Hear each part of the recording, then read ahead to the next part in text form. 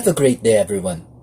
This is a modular orientation video for Ethics for Nurses. This course is a module course, 3rd tranche carousel 1st semester of Central Philippine Adventist College, School of Arts, Science, Technology, and Education under the General Education Department. By the way, this is your course instructor, Prospero Hintapanan Gonzaga Jr., a licensed teacher and a professional nurse. Now, for our first orientation, let us have first the instructor's modular reminder. This portion will give the holistic summation of the present module, the accompanying and continuing salient announcement that is being mandated by this course, General Ethics. So, this will appear in all of your modules at the start and at the finish, so please check this one so that you will be appraised of what is happening or what's new in the modular discussions of Sir Gonzaga. Now let us proceed to the modular opening and closing schedules. This is an orientation in the closing and opening time of each of the module, which is very important in this course. Remember, dear learners, modules are under the control of the teachers, so that the decision when the module can be accessed and when it will be not accessible depends on the plan and decision of the course instructor. Now, for you to have an understanding of this, a modular printout of the opening and closing of the schedules is also available in each of the module, and it is a printed file. You can examine that in your module. However, for instruction purposes, let me have it this way. There is an opening time and a closing time of the module. When you say opening time, the module is not yet shown to you, and from the time that it will be opened, it will be shown to you. Now, opening time is always 11 p.m. and closing time, meaning the module is already visible to you or you can see it. But when the closing time comes, it will not be visible to you again in the iLearn files of Central Philippine Adventist College. Now, closing time is always 10 p.m. So for example, a module will be opened November 12, 11 p.m. That means on November 12, 11 p.m., Module 1 will be opened. From November 12 to November 17, you can answer this module anytime you want, any speed you want, as long as you will finish the module in these 5 to 6 days that will be given to you. When November 17 comes, this is the time when the module will be closed, and closing of the module will be November 17, 10 p.m. At exactly 10 p.m., you cannot see the module anymore, and that means you cannot anymore answer, and there are proper ways to again talk to the teacher if you failed, or you are late, or you are excused in not answering that specific module. Now again, for the complete list of the opening and the closing time of each of the modules 1 to 6, you can see it in your modules inside the iLearn files of Central Philippine Adventist College. Each of the module will have this schedule. Now, just a reminder, always remember modules that are closed and you have not answered and you do not have a valid reason with notification from your dean will not be reopened for a special session. However, you can appeal your case directly to the course instructor. You can call, you can write, and you can connect to the course instructor on the given ways of contacting the instructor later on. Now you can also write your dean and ask your dean to message the teacher that you have already presented a valid reason to be excused from your absence in that specific module. So please comply within the 5 to 6 day schedule of answering the specific module so that it will not create disturbance and delay to you. Now, how do you contact and inquire information from your course instructor, who is Sir Gonzaga? Remember, this is a modular class and there is no need for a classroom contact or a face-to-face educational system. So it is inevitable that you will have questions because of the nature of the transfer of knowledge, which is online modular education. Because of this, the teacher designed ways to be contacted for your inquiries, questions, and information. Here are the details. There are actually 5 ways to contact your teacher. Number 1, you can call the teacher via landline phone inquiries. The teacher is staying at Bacolod City. The telephone number is 034-704-1674. Again, that is 034-704-1674. You can use the landline inquiry only from 8 a.m. to 4 p.m. daily. Now, second way of contacting the teacher is through the mobile phone Globe Mobile. Now, the teacher can be reached in this number 0926-6625-205. Again, Globe Mobile 0926-6625-205. You can contact the teacher using this medium from 8 a.m. to 8 p.m. daily. The third way to contact the teacher is through mobile phone again, this time Sun Mobile. The number is 0923-980-1515. Again, that is 0923-980-1515. You can use this medium from 8 a.m. to 8 p.m. daily. The fourth medium of contacting the teacher is through mobile phone again, this time Smart Mobile. The number is 0951-570-3970. That is 0951-570-3970. That is from 8 a.m. to 8 p.m. daily. The last way of contacting the teacher is through leaving a message in the messenger or in the PM. Now, the messenger search name of this teacher is Nonoy Pros Hintapanan Gonzaga Jr. You can see this again in your module inside the iLearn files, as there is an instruction also there in printed form how to contact the teacher. Let us go to the orientation of the style of teaching and online delivery of this teacher. In short, how will the teacher teach? Every teacher differs in the way they do their modular delivery, and that means I have a different way of conceptualizing my own modules. There is no need to compare your instructors.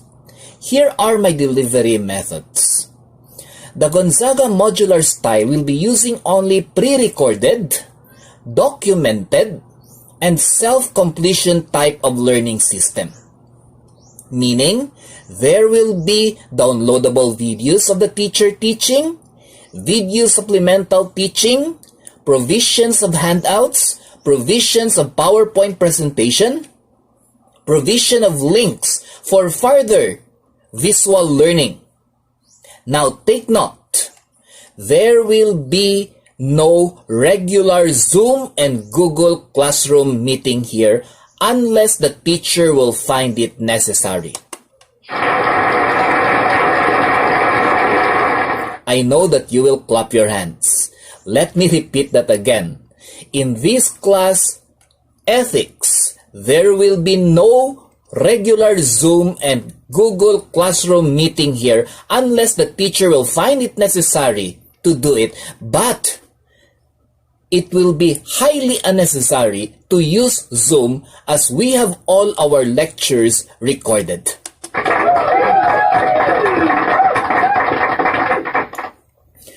What you need to do is just to open the module, do whatever is instructed in the module, and then comply with these things in the needed time to be done. There are actually 6 outputs that you need to do in every module. Now take note, dear learners, I'm expecting only 6 outputs. So do not ask me if, sir, do I have to do this, do I have to do that? I'm only asking for 6 outputs. And after you have done these 6 outputs, you are already done with your module. Now, the first thing I will ask is the performance task. Instructions how to comply and pass this are in the module. Number 2, practical activity. Number 3, post-module quiz, and this is located at the end part of the module printed handouts.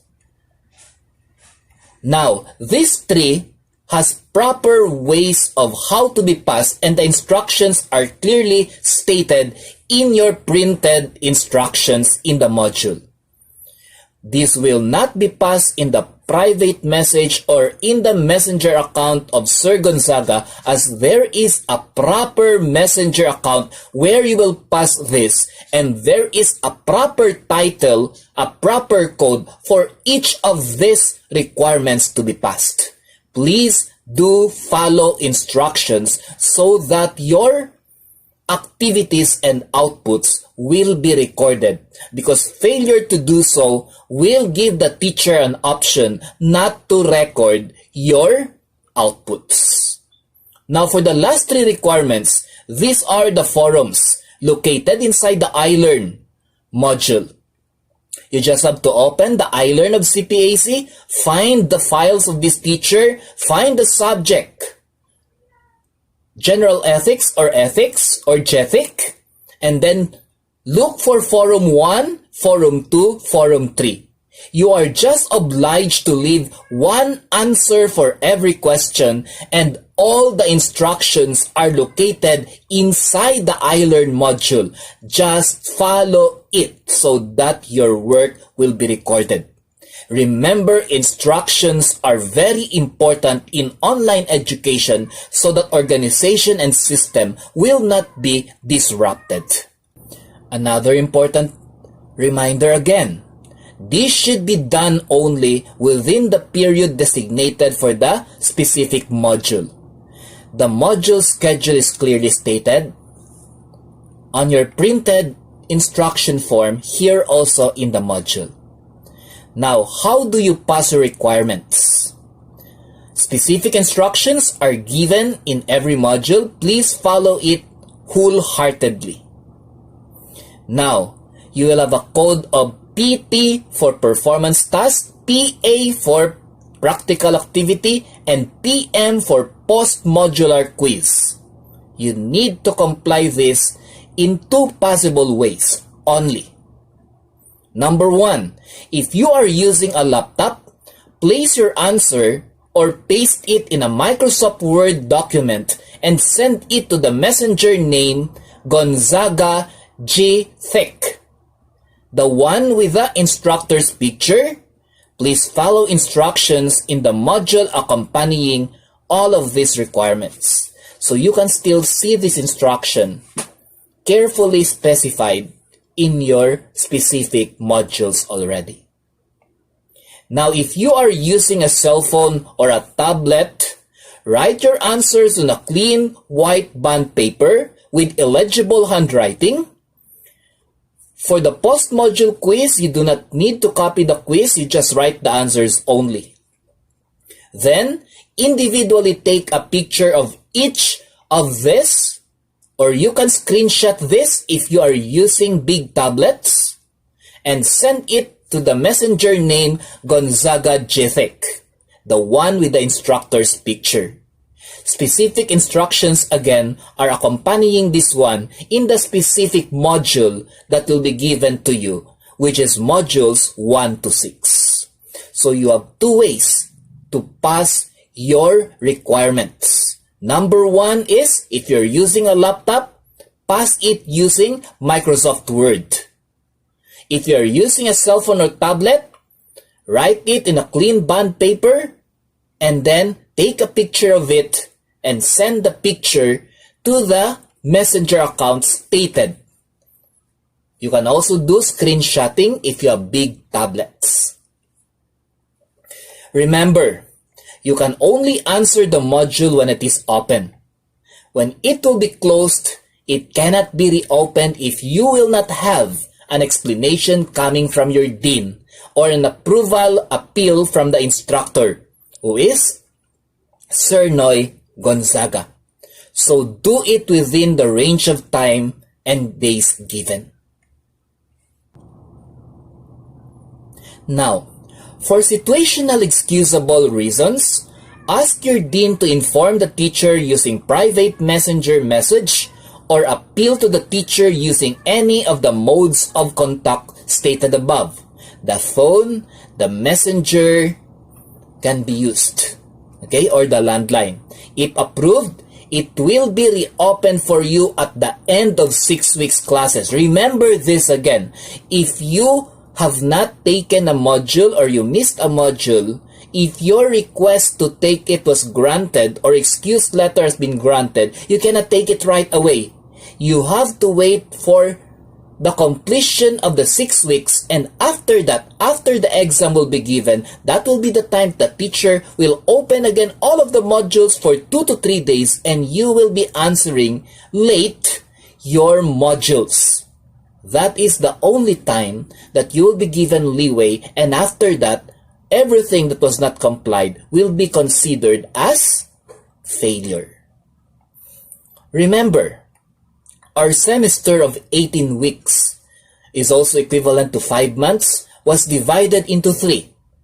So for the first 6 weeks, you have different subjects. Then on the second 6 weeks, you have also different subjects. And the last 6 weeks, now, you have different subjects.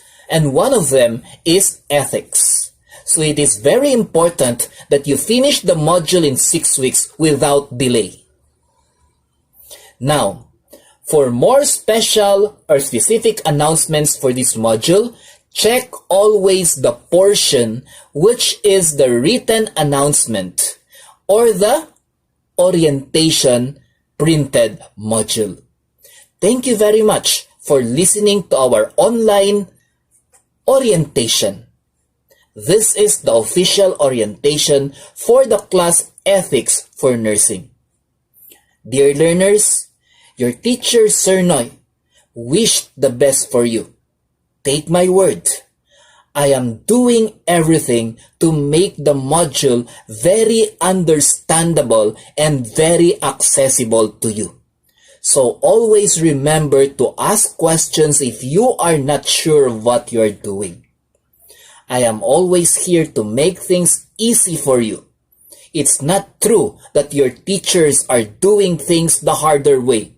Because on my part, I can have God as the witness that I am doing my very best that you can take this course in a way that you will not exert the greatest effort, but just minimum effort so that you will not be overloaded with education.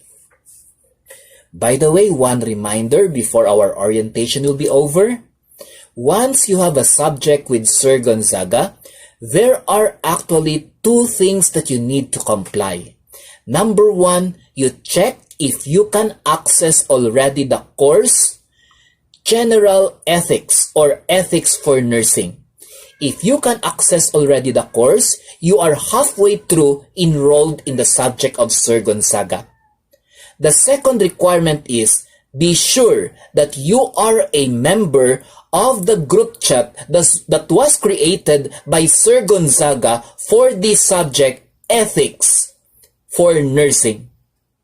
If you can access the modules, the iLearn modules, and you are not a member of the group chat, Message right away your classmates because Sir Gonzaga may have included the wrong messenger account because you have many messenger account, and then message Sir Gonzaga to check this out and to do the proper changing of the members of the group chat so that you can be included.